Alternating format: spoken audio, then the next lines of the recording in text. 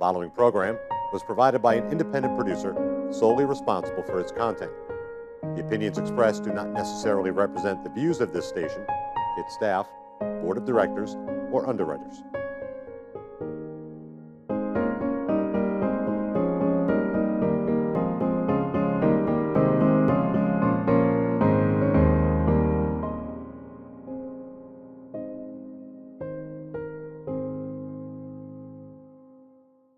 Welcome to another edition of our program, CHW In Action, with your host, your CHW, Rafael Calderon.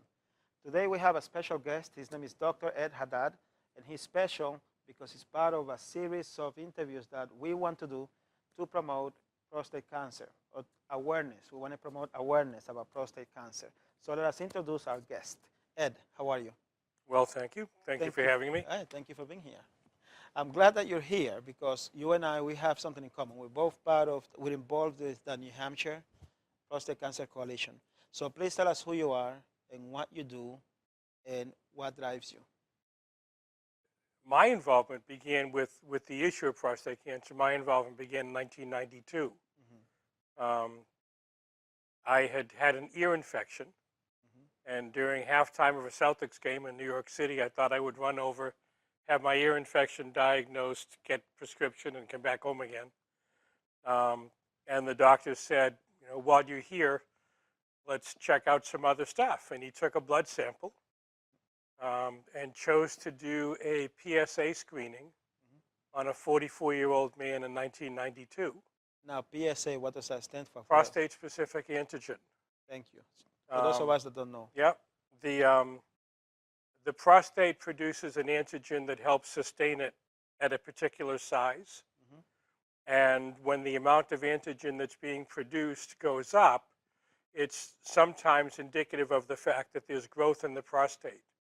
And growth can be benign.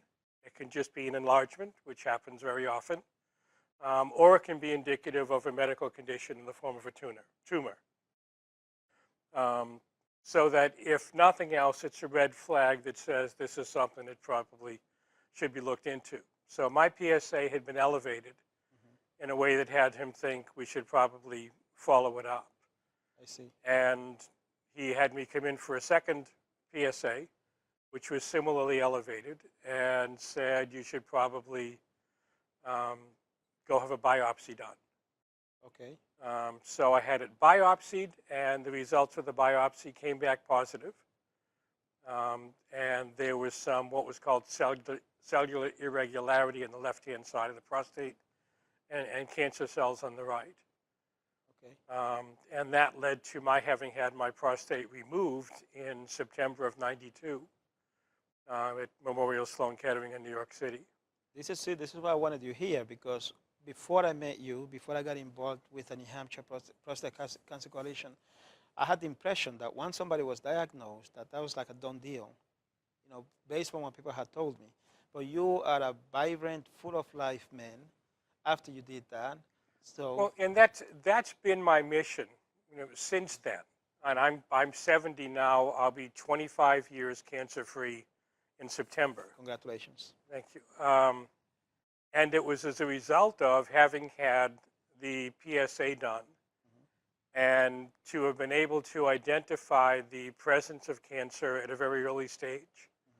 So with early diagnosis, the prognosis for prostate cancer survivorship is like 95 to 98% 5 years later if you were detected at an early stage.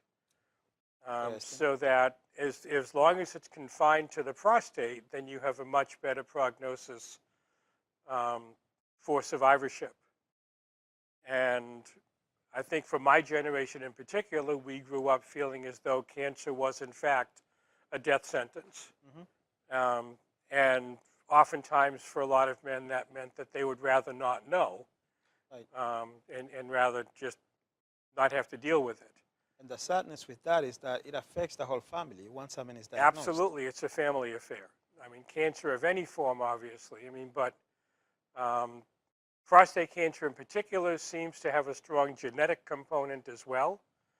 When I was diagnosed, it was my PCP who asked me if there was any cancer, prostate cancer in the family, and I said no, which was the case at the time, but within the following year, 2 of my dad's brothers were diagnosed with prostate cancer. Really? The other reality is that it's typically seen as being an old man's disease. So that what had happened is that my 2 uncles who were subsequently diagnosed were only in their 60s. And they were just at the point where we were even beginning to look at prostate cancer. I don't even know that they had PSAs, but prostate cancer very often wasn't identified until men were in their 60s. Interesting. The PSA had only just come into being in the early 90s. I mean, I was just absolutely blessed to have had somebody who chose to do a PSA on a 44-year-old man. But clearly there was a genetic predisposition in my family. So that I think for those of us who are genetically predisposed, we are likely to get it sooner and sooner as well. So that's why it is so important to get screened. Absolutely. That's been a really controversial issue over the past 5 years in particular. But I think that under any conditions, it would make sense for men to get a baseline score, maybe not unlike getting a colonoscopy. I mean, it's something that doesn't have to happen more than every 5 or so years. I mean, the good news is generally prostate cancer is a lazy, slow-moving form of cancer. But at least initially, if the 45 men got a baseline, then there is something to be able to judge against at a later point in time. Okay. And we talked about, when we met a while ago, and we talked about how you now were able to attend your daughter's graduation because you did that. Can you tell us how that felt? Because that's the key that I want the audience to know is if you catch it early, your life can go on. So tell us about that. The doctor that I had gone to had children who actually were in school with my daughter. And what I had done after my first year of survivorship is I wrote a letter to his children, thanking them for giving up time with their father so that he could be at the office at 9 o'clock on a weeknight, seeing patients. You know, and I had said to them in the letter that because your father chose to give up time with you meant that I am now going to be able to spend additional time with my daughter, and you need to understand how important it is that he's there for his patients. Very kind of you. And he wrote back and was really touched by that. And I've written to him subsequently. But in that letter, I did say, you know, because of that, and it was scary at the time, and people said to me, how did you do that? How did you get through it? And I said, I had a 7-year-old daughter. You know, I wasn't going anywhere. That whatever was going to be required, you know, was what I was going to do because I wanted to be at her graduation and dance at her wedding and see grandchildren. So fortunately, 25 years later, all of those things have been done. Excellent. Excellent. Now, let's talk a little bit about the NHPCC. You're wearing the T-shirt. I never got one of those T-shirts. Am I not special enough? I can arrange that. Well, thank you. Thank you for this. They look very nice. Well, and also, let me make the point, Jeff Cantor was actually the heart and soul of the coalition, certainly while I was involved. And Jeff had been diagnosed and had been pronounced cured, was then re-diagnosed and had a 17-year battle that he ultimately succumbed to. But again, because of diagnosis, because of the treatment options that were available, he got to see grandchildren and weddings and things that might not have otherwise been the case. I came to the coalition as a result of my urologist at the time. I had been living in New Hampshire in the early. I had been living in New York when I was diagnosed in spring of '92 and moved to New Hampshire during that summer, but had already made arrangements for my procedure to be done back in New York City at Sloan Kettering. Right. So I had moved. I had this urologist had been my urologist when I was in New Hampshire. I then spent time in Massachusetts. And when I came back again, he said, there's this group of fellas who could really use just some new blood. And I looked at who they were, and I saw Harvey Key, and Harvey and I went back to the early 90s with a whole different involvement in my first New Hampshire life. So I showed up, and 3 months later I was president, and had 2 different tenures as president. The coalition, and as much because of Jeff as anything, certainly during my tenure, did a tremendous job at fundraising and in trying to get the word out in terms of encouraging men to get PSAs, and providing monies to nurse navigators in hospitals to try to underwrite expenses of some of the expenses that were involved for prostate cancer survivors specific to prostate cancer. And there continues to be fundraisers in Jeff's name and in Jeff's memory that are still sponsored by the coalition. But it's an interesting group of men and women, survivors and non-survivors, but all people whose lives have been affected by prostate cancer in some way. And they do a great job. They do a great job. And in fact, you are, sorry, I hope I didn't cut you off. You are going to this event on Friday. Yes. Okay. I went to the Giddy Up event that Chrissy put together. And for the audience, just so you know, Chrissy is Jeff's daughter, an amazing lady. We did a special event this weekend. I videotaped it, and I'll bring it to you. If not this week, next week, maybe we can put it together with this TV show. The idea is that we're trying to bring awareness about prostate cancer, because if it's caught on early, you can still have a good life. You know, you don't have to get diagnosed and then be done with it. We're here to help you. I just wanted to mention that. Well, in New Hampshire, it is the leading diagnosed cancer in men. It's the second leading cause of cancer deaths among men to lung cancer, but it's the most diagnosed. Specific to New Hampshire, annually about 1,200 men are diagnosed every year in New Hampshire. Wow. And about 140 will die of prostate cancer every year in New Hampshire. Do you think that there's a taboo about men that don't like to talk about that? Absolutely. Would that have something to do with this high numbers? Well, and one doesn't eliminate the other, but what a lot of men were uncomfortable with was the digital rectal exam. Historically, what physicians would do would insert a finger into your rectum and feel for irregularities on the outside of the prostate. And if there were nodules or things that shouldn't have been there, then that would indicate reason to follow up. What the PSA has done is it's allowed, it's a blood test. It's the same blood sample that they use for checking your cholesterol. But what they can do is they can look at the amount of prostate-specific antigen, and they can identify the existence of a problem. Again, may or may not be cancer, but there is some kind of additional activity above and beyond just sustaining the prostate. And that obviously does not entail a DRE, or a digital rectal exam.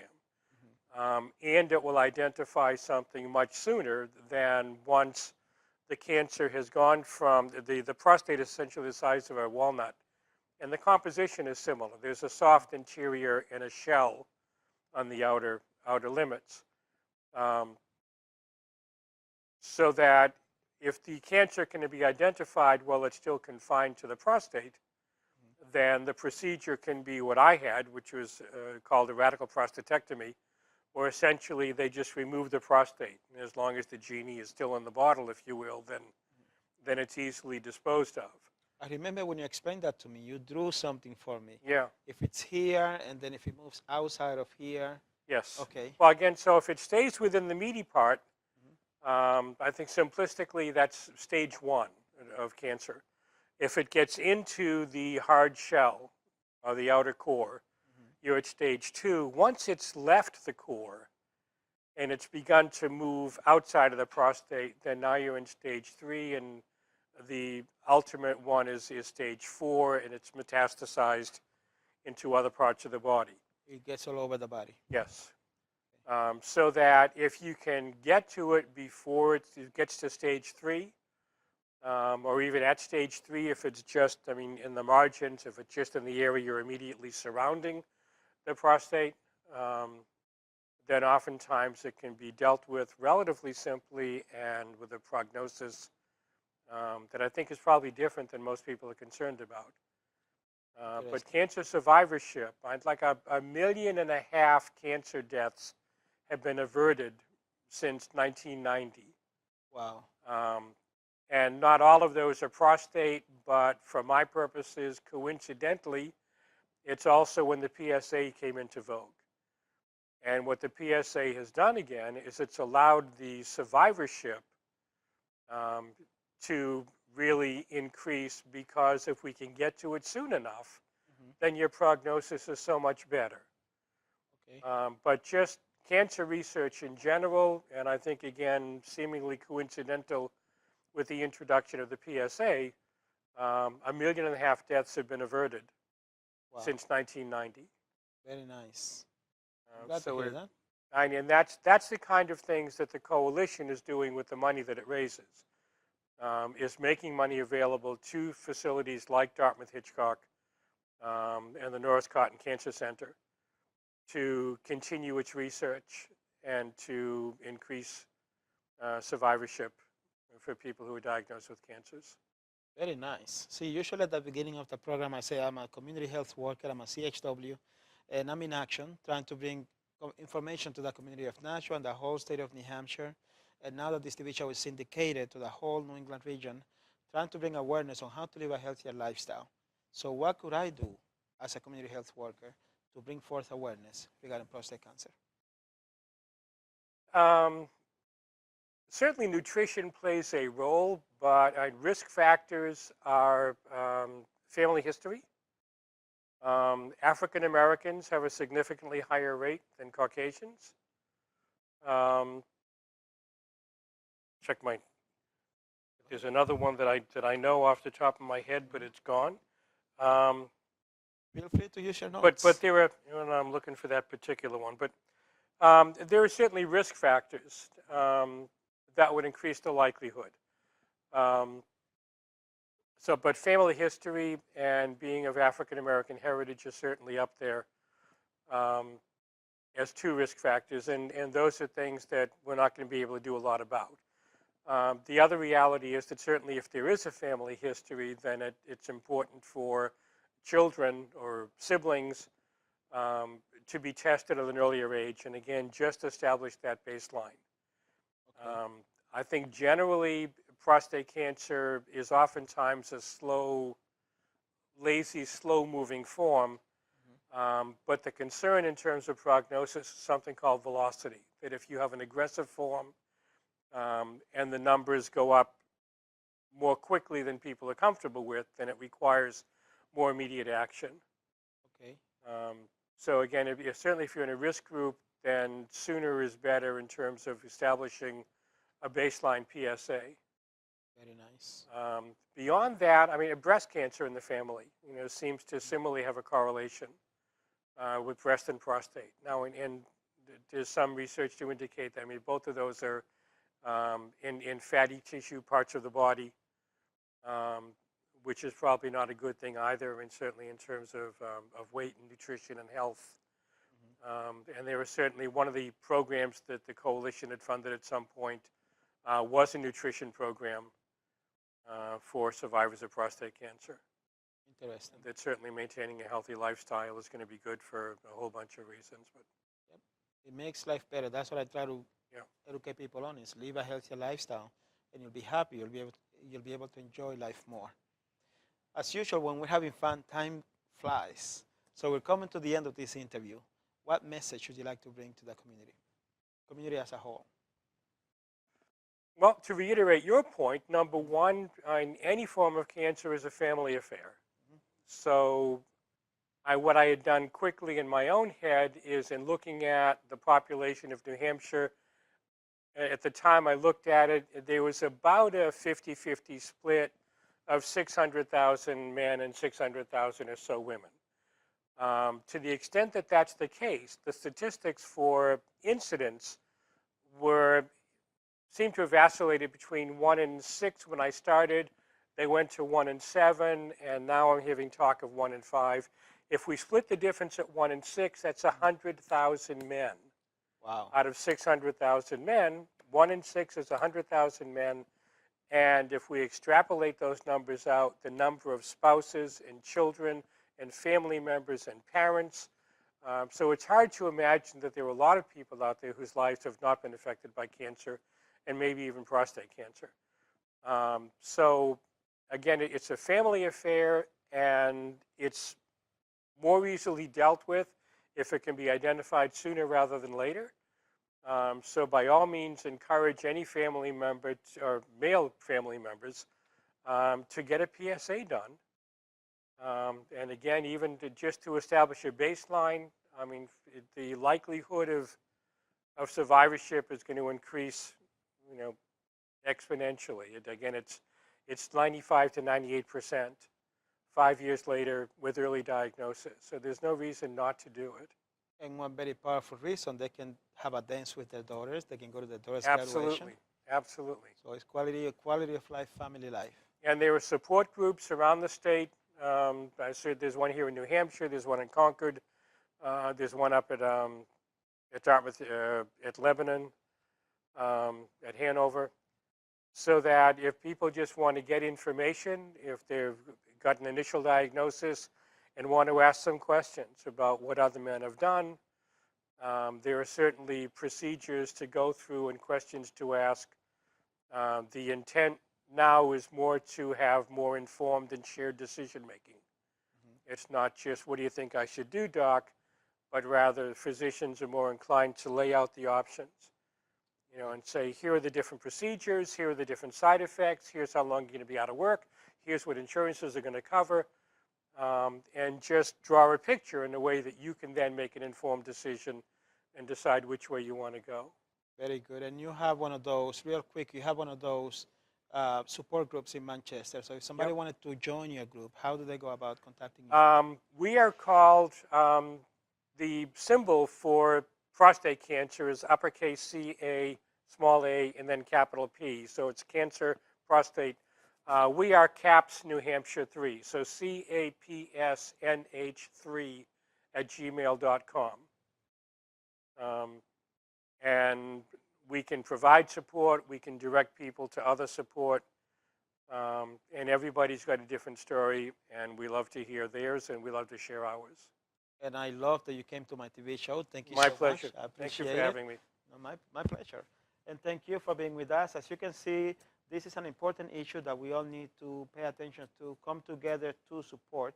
The New Hampshire Prostate Cancer Coalition is always doing activities to bring forth awareness, to raise funds so we can help more people. So please, you have Ed's information, you have my information at the end of this program. Contact us, get involved. It's not just about preventing prostate cancer, it's about giving everybody an opportunity to live a happy, healthy life. Because like I said, like we said, just because if you go for a test and you have it, doesn't mean that your life ended. You can work with us, we can work with you to help you live a life as healthy as possible. Okay? So with that, we thank you so much for your time. We appreciate it. May God bless you. Have a good night.